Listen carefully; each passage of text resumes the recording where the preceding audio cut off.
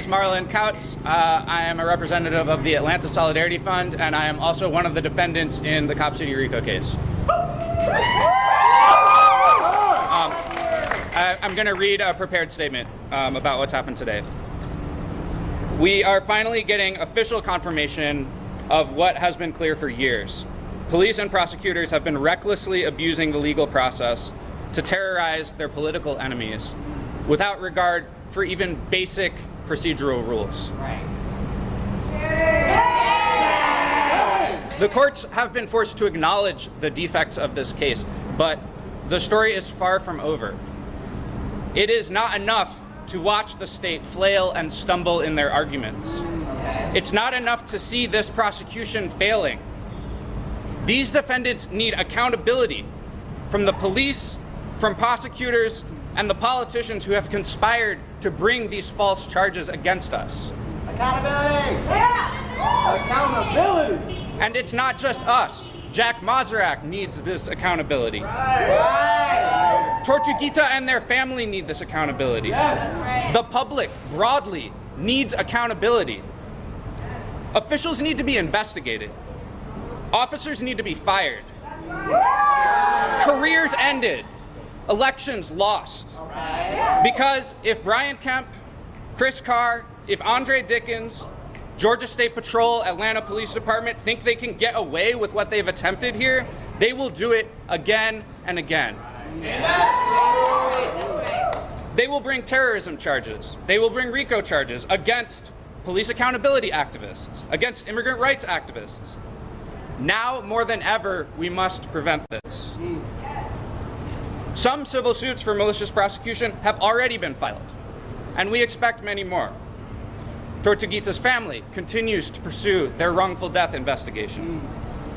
We look forward to these cases winning in court, but more importantly, to uncovering the full scope of the conspiracy against free expression and dissent. Yes, sir. That's right. To be clear, this is not the end of this case, but it is the beginning of the end for the organized criminal enterprise which has caused untold damage to activists, communities, to democracy itself.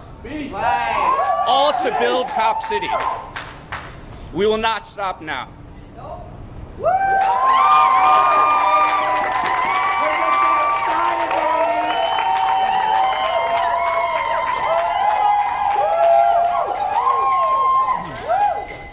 Hello, my name's Brad Thompson. That's Thomson.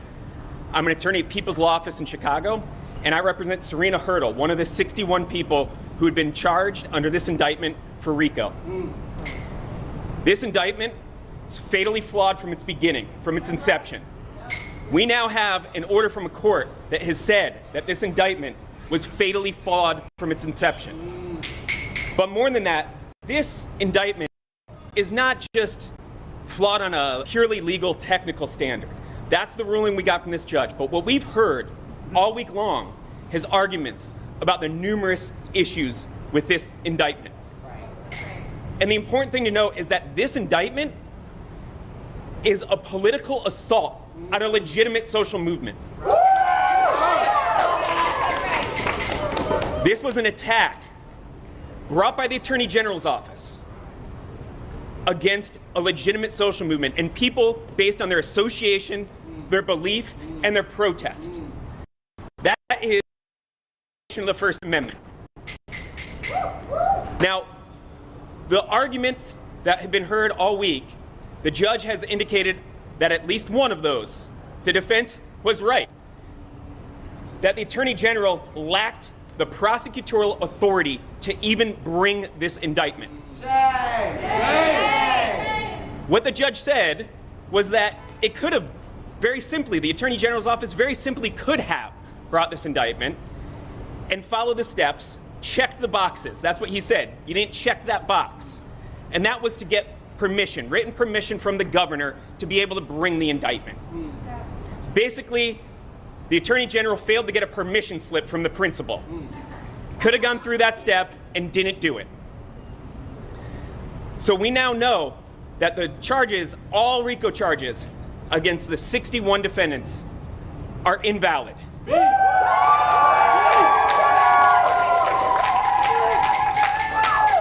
And that means that all charges will be being dismissed against 56 of the defendants. There are 5 more defendants that are facing domestic terrorism charges, and those charges are under review as well. We just heard argument this morning identifying the flaws with the very statute there. So that's a question as to whether even this domestic terrorism statute itself is lawful, whether that's constitutional. So what we have is a statute itself that potentially violates the Constitution. We have an Attorney General's office bringing an indictment that it couldn't lawfully bring based on that statute. And that statute, while it's specific to one of those counts, it's also intertwined with the RICO count. It is the basis of the RICO count. It is necessary for that RICO count that has now been dismissed. And it's important to note that this is a significant victory. Not just for the 61 defendants here, not just for my client, not for all the other individuals, but for everybody. This is an important political legal victory because this tells the state you can't go and attack a legitimate social movement. You can't use the law to criminalize protected speech, to criminalize a broad-based popular social movement. And it's also important to note, as a reminder, that this Attorney General's office is not just the entity that brought this. This is an elected office, an elected official, Chris Carr, who publicly said he supported Cop City. So this is a prosecutor, a prosecuting entity, an elected official using the law and using it incorrectly and unlawfully. A judge has now made a finding that this Attorney General did not even have the legal authority to bring this indictment and to bring it against a legitimate social movement that that prosecutor disagrees with. So it now is time for accountability, and it's time to fight this type of state repression everywhere it rears its ugly head. Thank you.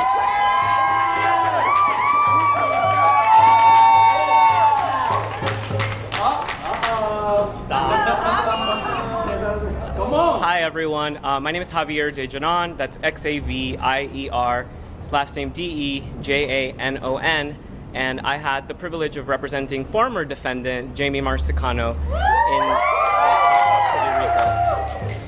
I wanted to, and I'm an attorney based in North Carolina, but I work across the South, and I wanted to echo what Brad Thompson mentioned about this national problem. We have been very blessed to count with the support of people from across the country, lawyers across the country, activists across the country in fighting to stop Cop City in Atlanta and to defeat these charges. But as we celebrate today, I want us to bring this energy to where state and federal governments are repressing these same very movements, these same people elsewhere.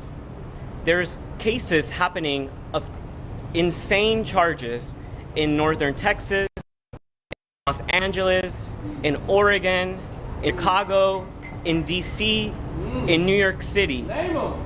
Atlanta was a test run, and the state didn't win this time. But it is up to us, it is up to you all, the media, you all the people, to continue fighting to ensure that the state never wins. Never! Thank you.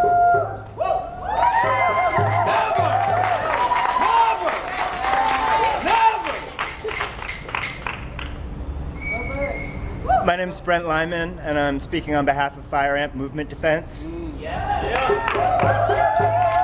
The Cop City case is doomed. The motions will continue, appeals, delays, and appearances could stretch into next spring. Some version of this case will likely stumble on, maybe under a new indictment, maybe with a shuffled list of defendants, maybe with fresh breakthroughs from Homeland Security or the GBI. However it unfolds, it will drag on far longer than it should. Why does the Attorney General's office keep sacrificing two powerful lackeys to this house of horrors? Every path forward carries its own risks. We shouldn't have to remind you that Cop City beyond its stated aims, has become a rallying point and a money grab for industry, consulting, finance, real estate, and grift in Georgia. That's right. We shouldn't have to remind you that the Atlanta Police Foundation, the so-called Community Stakeholders Advisory Committee, local law enforcement, and corporate interests colluded. They created encrypted chats, they held secret meetings closed to observers. They coordinated against the residents of the city. They circulated protest photos from far-right sources. They joked about the sexuality and gender of those they arrested.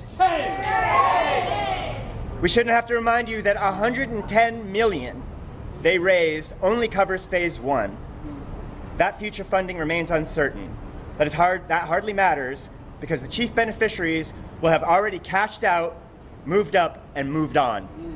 We shouldn't have to remind you that the largest media outlets in the country are owned by donors to the Police Foundation. The Police Foundation receives funding from top contractors, and those contractors donate heavily to the governor's campaign. That governor controls the mayor's finances, and that mayor meets with wealthy elites at the Rotary Club. This web of interest forms a near-perfect circle of plunder. And on behalf of this circle, police assemble. They assemble to do what they exist to do: repress, contain, and crush anything that challenges the status quo, the law and order that governs our society. This is why John Fowler and Haley Dixon have endured this long, and why they may continue to endure. This is why they've been called month after month to pursue the most convoluted case in Georgia's history, the Cop City RICO. The prosecution serves a political function for the interests outlined above. Without the case, without the spectacle, without the house arrests and surveillance, the raids and the tear gas, the rounds up and the killing of Tortuguita, the scam might have collapsed.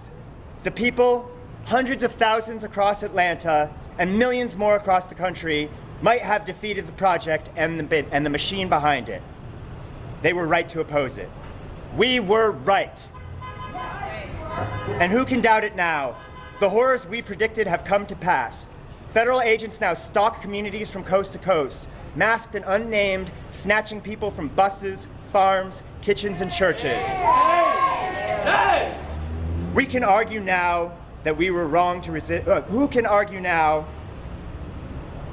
that we were wrong to resist the endless expansion of police power? Now that Trump commands them, now that they are his police, the very people who helped lay the groundwork now scramble to distance themselves from his orders, his camps, his federal troop deployments, but they built the logistics. They funded the training centers, they expanded the surveillance. Liberal governments like Atlanta's helped pave the way for the descent of our country into autocracy. This is what cannot be said. This is what the trial is designed to hide. Behind the smiles, the hand-wringing, the appeals to civility and democracy lies a financial alliance, a profitable collusion, a criminal conspiracy. The real racket is not the protesters, it's the state.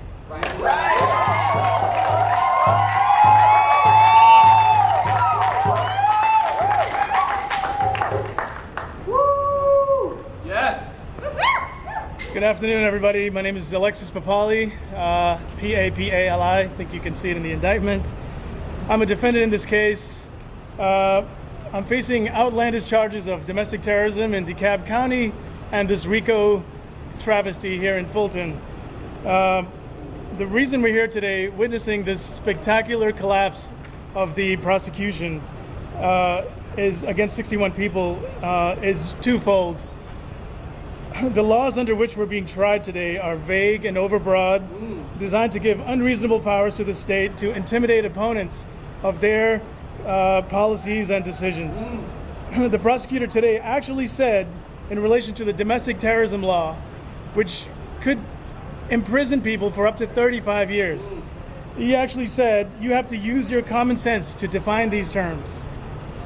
Ridiculous. Secondly, we're here because of corruption at City Hall, at the State House, in the governor's office and because of Attorney General Chris Carr's political agenda and attempts to criminalize dissent. I'll leave it to the people of Georgia to decide whether deeply biased people like him deserve to be in higher elected office. They don't. But I will say this case demonstrates the dangers of narrowly limiting what kind of political speech and activity is permissible in a democratic society. This deeply flawed indictment should be read by every law student as an object lesson on how not to practice law. On the other hand, people everywhere standing up for their rights should pay close attention to how a collective defense among the defendants and strong solidarity of a loving community can overcome political repression and extreme abuses of the legal system. Lastly, I want to say that while we had to deal with jail, the tarnishing of our reputations, legal costs, loss of jobs and housing, etc., we are privileged to have a strong support base. In DeKalb County Jail, I met many people who had no legal support, no funds even for pen and paper from the commissary, or even any idea of why they were in jail or how long they would be there. Mass incarceration in horrific conditions is the real crime in our society, punishing millions of people simply for being poor or people of color. I hope this experience encourages all of us to use this spotlight to end this travesty and all political repression. Thank you. Maybe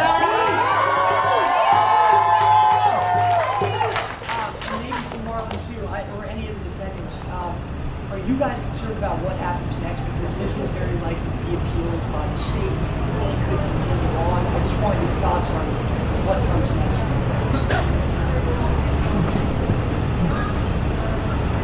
Hi, my name is Jamie Marsicano. I'm a soon-to-be former defendant on the RICO. That's not my problem, that's the state's problem, because this is being dismissed. So if the state wants to go at another go, the power of the people will win again. You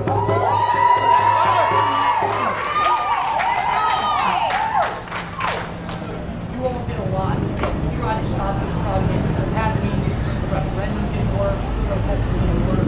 By and large, Cop City is open now. You guys feel like a lot of what you did was nothing? I would say that it wasn't unsuccessful at all. We have galvanized an entire city and many supporters nationally, even internationally, to understand the dangers of this kind of project and this kind of repression. Yes, sir. There's a lot that can be learned from this, and this fight is not over. You know, we're not going anywhere. This movement is here to stay, and it's only strengthened by all of the forces that are implicated by this prosecution. The black community, working class people all over the city, they don't want this waste of their hard-earned taxpayer dollars. Legal scholars from around the country are just up in arms about this prosecution. So there's a lot of support being galvanized to oppose how this project plays out. Anybody else want to weigh in here? Can I ask you another question real quick? Okay. Do you want to answer the question? You don't have to. Okay. I want to say something. My name is Lisa Baker. I am one of the plaintiffs in the lawsuit regarding the referendum. Me and some of my neighbors sued the city for our right to collect signatures for the referendum to enable a vote about that land. And that our lawsuit is still with the Court of Appeals, whatever it is, the people who make the big decisions. We are still waiting for their decision, so that is not finalized. That land can still be taken back by the people. That vote can still happen, and that lease can still be repealed. The lease, the land is leased to the Atlanta Police Foundation, and that lease could be taken away at any time by the City Council or by the people of Atlanta when we win our appeal. Sorry, thank you so much. If people have continued questions, we can do interviews. If anybody wants to do a small interview to the side, we can do that, but we're going to wrap up the press conference. Thank you so much for coming.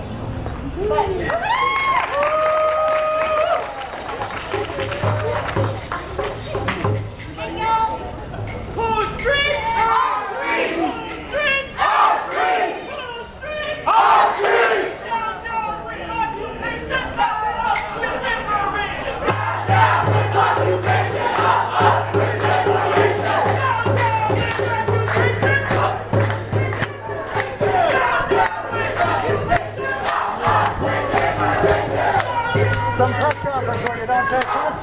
job.